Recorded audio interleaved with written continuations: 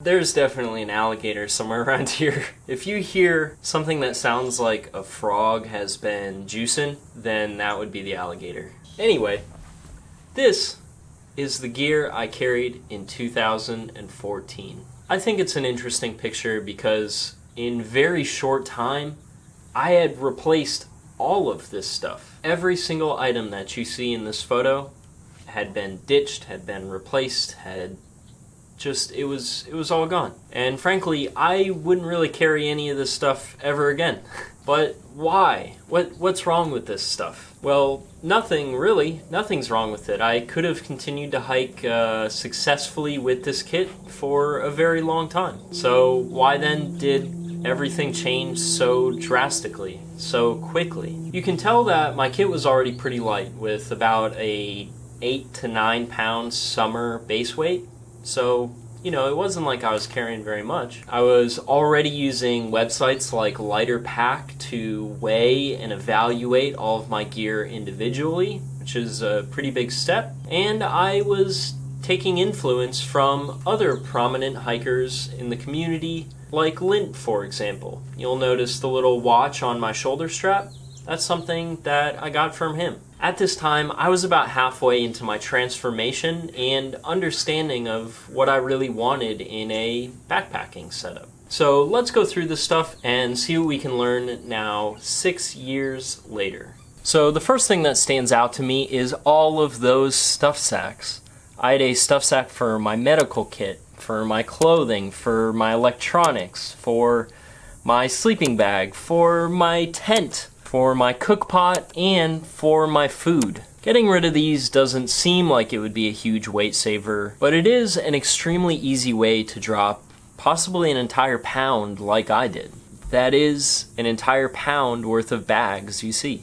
Now I just keep things loose in my pack, like my sleeping bag, my clothing, and my shelter. Keeping stuff like that loose in your pack allows it to better fill up the space and give you possibly a more comfortable ride. And to keep all of that stuff dry, instead of multiple little bags, I just have one large trash bag or a compactor bag to keep everything dry all at once. While smaller stuff, I now use a gallon-sized ziploc bag to hold all of the little things, and then one large bag for my food. So next up, I see a solar charger. What fun! The day after this picture, I had set it up in some direct sunlight to gather some power. Totally forgot it was there, and wound up having to go back 4 miles just to get it. Which brings up our problem. A solar panel is a fantastic idea, but in practice and in reality, I don't know if you heard that, but that would be the alligator. So in practice and in reality, it's just not that useful and most certainly not very reliable.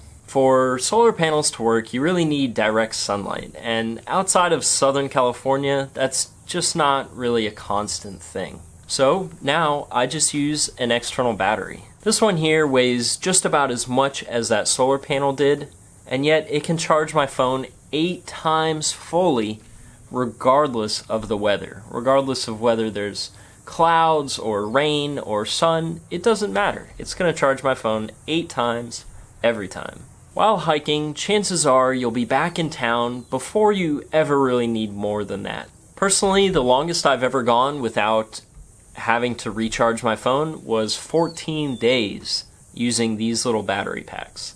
So if you need to stretch it out, you certainly can. Moving on, let's take a look at my big 3. My backpack, my sleeping bag, and my tent. My backpack was nice, and I really didn't need to replace it, but in the end I wanted something smaller. On overgrown trails, I found that it was catching on things on the sides, and in general, something a little bit more sleek and streamlined was what I eventually wanted. Now, funny enough, when I did eventually get a smaller backpack, the only things I could fit in it was my tent and my sleeping bag. It was packed to the brim with just those 2 items, which, again, prompted a new change. I had gotten my sleeping bag in 2011, and it was too big, bulky, and heavy. And naturally, it wasn't even sort of as warm as it was labeled to be.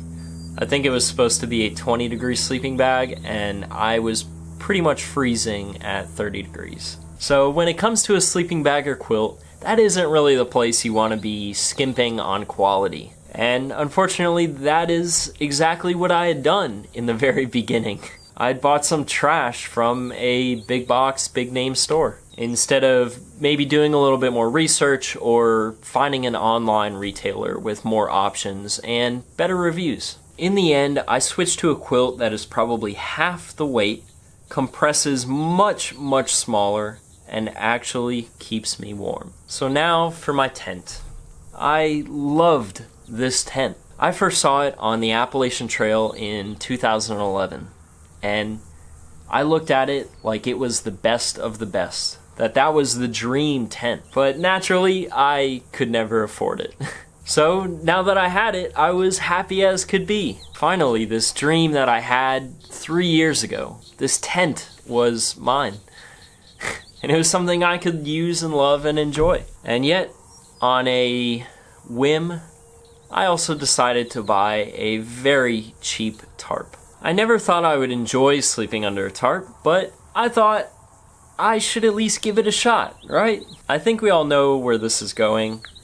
I actually, after possibly this trip or maybe the next one, I never used that tent again.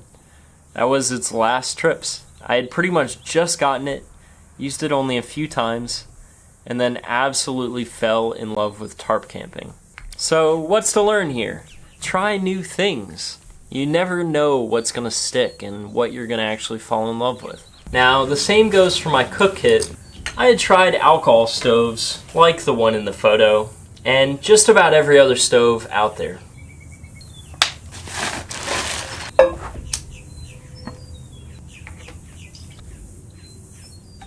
Certainly I enjoyed all those stoves greatly, and I never thought a stoveless cook setup was going to be something I was gonna like, and then I tried it. And yet again, I fell in love with something a little bit more unconventional. Instead of having a full-on stove and warm meals and things, the stoveless kit was really my jam. In both cases, it was the efficiency, the weight savings, and one step closer to my final form. Now, keep in mind, at the time, I didn't think any of this was ever going to change. I was really comfortable and confident in this gear. But in the next 2 years, leading up to my 5,000-mile hike across the country, everything had changed. The more I went backpacking near my house, and the more I went on small section hikes, the more I realized what I really wanted. Some minor things to note: a really expensive and heavy rain jacket was replaced with a cheap and light Frog Togs. I stopped smoking. I replaced my headlamp with a handheld flashlight. And platypus water pouches aren't nearly as reliable as water bottles, so those got ditched too. So I guess in the end, it's fun to tinker. It's fun to think about this stuff. I still nearly every day do so. Spending time considering how I can do things better, how I can possibly improve, or if nothing else, how I can challenge myself and maybe get a new experience out of it. These days it's a little harder to make changes, and widely I'm very happy with what I have. But maybe this gives you an idea of something new to look at, something new to change, or something new to try. You really, in the end, never know what's gonna stick.